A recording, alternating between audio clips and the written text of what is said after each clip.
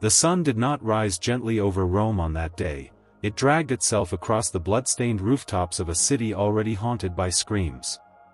The Tiber moved sluggishly, as if burdened by the weight of sin. In the shadows of marble palaces, a sentence had been passed. Not upon a soldier, a traitor, or an enemy of the state, but upon a woman. A mother. A mother whose very womb had once carried an emperor. And now, Rome would make her pay for that miracle with something far worse than death. Her name was Agrippina the Younger, once revered, then reviled. Daughter of Germanicus, sister of Caligula, wife of Claudius, and mother of Nero. Few women in Roman history stood closer to the throne, and none would be cast from it with such viciousness. Her downfall was not swift like the blade of a gladius. It was drawn out like a ritual sacrifice, each moment calculated, each humiliation choreographed. In the ancient chronicles, her death is whispered like a curse. Some said she was stabbed in her villa. Others say her son, Emperor Nero, devised a ship meant to collapse beneath her and send her to a watery grave, like a condemned spirit returned to the underworld. But what all accounts agree upon is this: Nero wanted her dead, and he wanted it to look like divine punishment. This was not merely an execution. It was an exorcism of guilt, a spectacle of unfilial power, and the unraveling of Rome's own myth about motherhood and empire.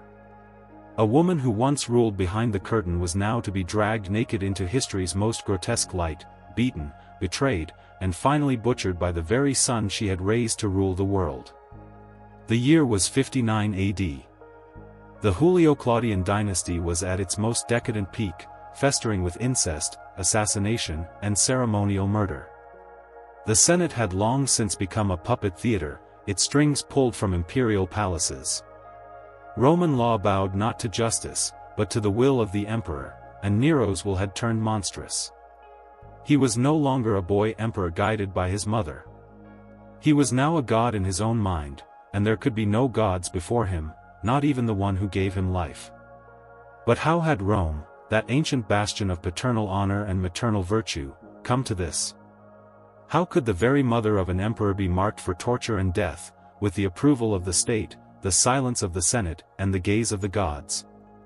The answer lies not just in the heart of Nero, but in the soul of the Roman Empire itself. For Rome, motherhood was sacred, but only when convenient. Women could birth Caesars, but they could not wield their power without consequence. Agrippina's crime was not ambition, it was success. She had survived too long, manipulated too well, and stood too close to the center of power for far too many years. So when the time came to remove her, it would not be a clean cut. It would be a performance, brutal, unforgettable, and stained with ancient symbols. First, the shipwreck that wasn't. Agrippina survived. That was not in the script. Her will was stronger than wood and waves. So came the second attempt, the assassination in her villa at Baiae. In the night, with no honor. Her own guards, or rather, Nero's, cut her down. Some say she offered her womb to the blade, saying, "Strike here, for this bore Nero." A mother cursing her own creation. Or perhaps blessing her own destruction, depending on how you read it. This is not fiction. It is the real end of a real woman, torn from the marble pages of Roman glory and written instead into a darker scripture. Her body was burned. Her name was erased from coins. Her legacy was swallowed by Nero's madness. But still, she haunts the ruins, not as a ghost, but as a question. To understand how Rome reached the point of murdering a mother in full view of its gods and ancestors, we must pull back, from the blood and bones of Agrippina, and look into the furnace that forged such horrors. This was not a single act of cruelty. It was the logical product of a system where power had become indistinguishable from paranoia, and law served not justice, but spectacle. The Roman Empire in the 1st century AD was a machine fueled by myth, especially the myth of divine order. Emperors were no longer men, they were demigods. Their bloodlines were not merely family trees, but sacred rivers, and any deviation, any threat, even from within the family, was treated as a violation of the cosmic balance. Agrippina had dared to wield imperial influence not as a wife or widow, but as a mother who refused to fade. After marrying her uncle Claudius, a marriage made legal by special decree, she maneuvered her young son Nero into the imperial succession, bypassing Claudius' biological son Britannicus. When Claudius died, under circumstances that may have involved poison, Agrippina became the de facto ruler of Rome, issuing orders, appearing beside Nero in public, and even having coins minted with her image facing his. To the Roman mind, even the Roman Senate, hallowed though it was, this was an inversion of nature. A woman in command. A mother as sovereign. In private, the aristocrats whispered. In public, they bowed. But inside the halls of power, the tension cracked like old marble. The myth of Roman masculinity, of the paterfamilias, of Jupiter's thunderbolts, of Caesar's sword, could not abide this. And neither could Nero. He had been raised under her shadow, a shadow she never allowed to shrink.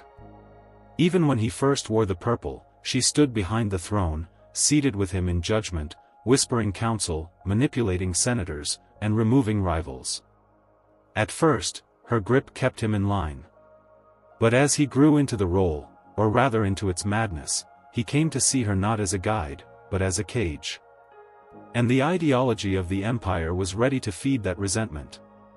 Roman religion and law intertwined the sacred with the political. An emperor was Pontifex Maximus, chief priest. To question his authority was not just sedition, it was sacrilege. Yet there was an even older idea embedded in Roman thought, the idea that harmony, or concordia, must be maintained. When that harmony was broken, when a mother overstepped, when a son disobeyed the gods, the response had to be not just punishment, but ritual correction. This was why executions in Rome were often elaborate. Why death was not private, but public, theatrical, symbolic. Burning, crucifixion, damnatio ad bestias, they were not merely means of ending life. They were forms of purification. The empire stained itself, then tried to cleanse the stain in blood. So when Agrippina survived the sinking of the ship, the gods had spoken. Her survival made her dangerous again, perhaps even divine in the eyes of some. That was intolerable. A second act was needed. The performance had to be completed. This time with steel. And the society allowed it. Not just the emperor. The Senate offered no protest. The generals looked away. The priests, ever faithful to power, found no omen dark enough to stop it. Because Rome had already normalized the unspeakable. The Republic had fallen. The Republic's virtues, gravitas, pietas, dignitas, had become slogans painted on broken marble. In their place, a new morality had risen. One based not on laws, but on proximity to power. One that taught men to betray fathers, murder siblings, and yes, even execute their own mothers, if it meant surviving another day in the emperor's court. And the punishment Agrippina received was not a glitch in the system. It was the system working exactly as intended. Because by her death, Nero became something more than a ruler. He became a symbol, a monster god unchained from all human ties. And the crowd, numbed by years of tyranny, entertained by gladiators and seduced by bread, watched the blood run and did nothing. Some even celebrated. For this was the secret Rome never admitted, that violence, when sacred, could be beautiful. That killing, when theatrical, could be divine. And that an empire built on the graves of kings and kin would forever hunger for more. But symbols don't live forever. One day, blood will drip from the throne. It should have ended with the shipwreck. The collapse of wood beneath moonlit waves, the gasps of drowning attendants, and the roar of a Roman sea meant to bury the mother of an emperor, all of it was supposed to be the closing act. But Agrippina, whose life had weathered so many plots, did not die. She swam. Bleeding, half-dressed, barely alive, but she survived. And in surviving, she signed her own final sentence. When news reached Nero that his mother had lived, there was no panic, only a cold calculation. Rome could forgive a scheming empress. It might even ignore the whispers of incest, or the rumors that she had orchestrated Claudius's death. But a mother who survives her son's assassination attempt? That was a challenge to fate itself. It was a spectacle demanding a conclusion. She had to die, not by misadventure, not by storm, but by his hand. And so, sometime in March of 59 AD, in her coastal villa at Baiae, Agrippina heard footsteps. Not the feet of servants or messengers, but soldiers, men sent by the emperor, her own son, to finish what the sea had failed to do. Their commander was Anicetus, a former tutor of Nero, once loyal to Agrippina but now the sword of her doom. The sources differ on what happened next, but their tone is the same, cold, brutal, almost liturgical in its cruelty. Tacitus tells us she met her killers calmly.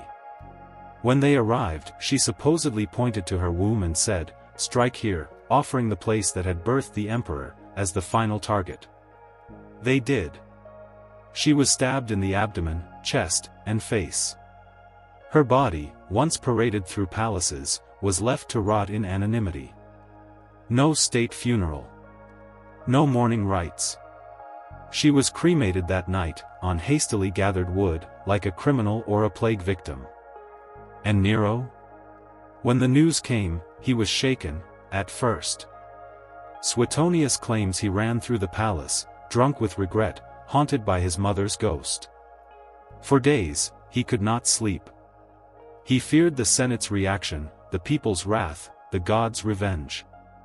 But none came. The Senate, ever obedient, congratulated him for removing a threat to imperial stability. The people, distracted by games and food, remained silent.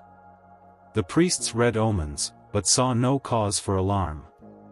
And Nero recovered, spectacularly. He ordered temples built to celebrate the murder. He claimed Agrippina had plotted to kill him, that he had no choice. Portraits of her were removed from public places. Coins with her image were melted. Her name, once chiseled into monuments, was scratched out with careful fury. Damnatio memoriae, the Roman damnation of memory. It was as if she had never existed. But blood has a memory deeper than marble. The murder of Agrippina became more than a crime, it became a stain. One that even Nero's endless theatrics could not erase. Over time, the tale twisted into legend. Some said her ghost screamed nightly along the Bay of Naples. Others claimed strange portents followed Nero, eclipses, fires, a woman weeping blood in the Forum. The truth was darker. Nero had passed a threshold from which there was no return. By killing his mother, he had broken not just a moral law, but a primal one. He had severed the thread of human empathy. What remained was a husk of an emperor, capable of singing tragedies on stage, yes, but also of ordering mass executions, burning Christians as torches, and playing the lyre while Rome burned. The death of Agrippina was the death of something else, too, the last whisper of restraint in the imperial soul. Her life had been ambition, survival, manipulation. Her death was silence. But that silence grew. In the years that followed, conspiracies multiplied. Senators plotted. Generals defected. Nero descended into madness. In 68 AD, less than a decade after her murder, Nero fled Rome, alone and hunted. Before he killed himself with a dagger, his last words, according to legend, were not of power or victory, but despair, qualis artifex perio. What an artist dies in me. But others say the final sound he heard was not his own voice, but the footsteps of a woman long buried, returning at last. Because the corpse of Agrippina did not merely decay. It became a curse upon the very regime that created it. The villa where Agrippina bled her final breath is now ruins, scattered beneath the volcanic shadow of Vesuvius. Tourists walk the same stones. The waves still crash along the Bay of Naples. But the screams have long since faded, or so it seems. Because the legacy of her death, and the brutal political theater that led to it, did not die with her. What Nero committed in the 1st century AD was more than matricide. It was a ritual of state dominance, a public message carved into the body of his own bloodline. The act was not just personal, it was imperial, a display meant to reshape memory, loyalty, and fear.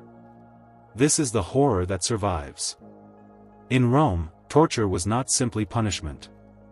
It was performance. A message in flesh. And Agrippina's death represented the apex of that ideal, the empire's power devouring its own womb. This method of rule, domination through spectacular cruelty, found its way into every later tyranny. Because it works. Not just through violence itself, but through what violence signals, that there are no boundaries. That even family, even mothers, even the gods themselves can be struck down if the state wills it. Agrippina's execution became a ghost story passed down not just through Roman historians, but through politics itself. It lives on in how authoritarian regimes treat dissent. How inconvenient voices, even within ruling families, are erased, discredited, or destroyed. It lives in the spectacles of public shame, in the erasure of names, in the sudden disappearances. In Soviet purges. In North Korean fratricide. In the silent chambers of secret police. The psychological legacy is just as haunting. Nero's act did not only destroy a person, it broke a moral archetype. The mother, once sacred, became a threat. The emperor, once bound by pietas, duty to family and gods, became a god himself, beyond law, beyond blood. In killing Agrippina, Nero shattered the remaining traces of republican restraint inherited from the old Roman virtues. And this legacy was not forgotten. When future emperors faced public rage, they were often compared to Nero, never as a compliment, always as a curse. The name became shorthand for excess, cruelty, and madness. Even centuries later, Christian chroniclers used Agrippina's murder as a moral allegory, a world where sin eats the sinner, where power poisons its own seed. But perhaps the most chilling legacy is how successful Nero was in his initial cover-up. The Senate did not resist. The people did not revolt. The spectacle of murder was normalized, even rationalized. This pattern, of silence, of complicity, of political convenience, repeats through time. When horror becomes common, it loses its sting. This is why the ghost of Agrippina still matters. Her story is not just a story. It is a warning. When power becomes performance, and cruelty becomes ceremony, what is left of humanity? Agrippina's memory was erased, but only in stone. In shadow, she thrived. As a whisper of vengeance. As a reminder that regimes built on blood often drown in it.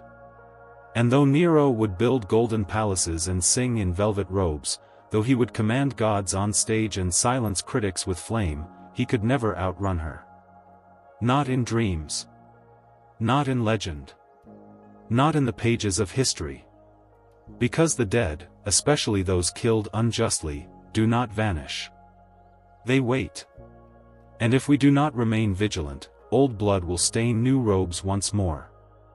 Some deaths echo more loudly than others, not because of how a person dies, but because of what their death unveils about the world that allowed it.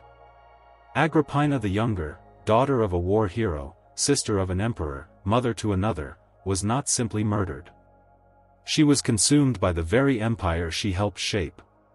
She walked the palaces of Rome not as a passive figure, but as an architect of political fate. And for that, she paid the ultimate price. In her blood, we read a prophecy. History does not repeat. But it waits. It waits in the arrogance of those who believe power is eternal. It waits in the silent courts where mothers are betrayed by their sons, and in the chambers where women, brilliant, threatening, and politically astute, are deemed unworthy of survival. Agrippina's fall was not just personal. It was symbolic. Her death told every citizen of Rome, no one is safe when power is afraid. And power, true power, is always afraid. She was not the first woman to be sacrificed to ambition, and she would not be the last. But her case remains singular, not just for its savagery, but for its legacy. For centuries after, her name would be invoked as a cautionary tale. To some, she was the embodiment of corruption, a mother who reached too far. To others, she was a tragic Cassandra, a brilliant political mind destroyed by a boy drunk on absolute control. Both interpretations are true. And neither excuse the horror. But there is something else to be said. Agrippina was silenced. Her body dumped. Her name smeared. But history has remembered her, not Nero. Rome outlived the boy emperor. His palaces crumbled. His ashes scattered.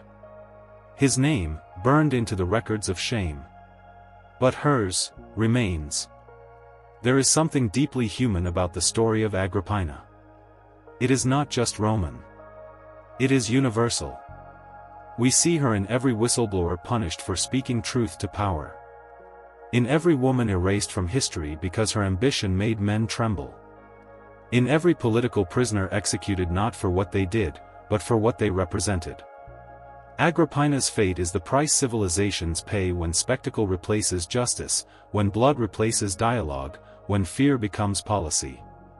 Her final moment, bleeding on a villa floor, betrayed by her son, her body discarded without rights, is not the end of her story. It is the beginning of Rome's moral decline. A moment when even the sanctity of family bowed before the theater of control. So let us remember her. Not as a flawless martyr. But as a mirror. A mirror held up to the empire that killed her, and to every regime that followed. Let her scream echo, not as vengeance, but as warning. Let it pierce the silence of future thrones. Because when the world forgets what it did to Agrippina, it begins to repeat it, dressed in new symbols, cloaked in new laws, but drenched in the same ancient blood. And perhaps that is the final toll. Not her death, but our forgetfulness. So remember. Even when history is silent, the ground remembers the blood. The sea remembers the bodies. And beneath the golden ashes of empire, something always stirs.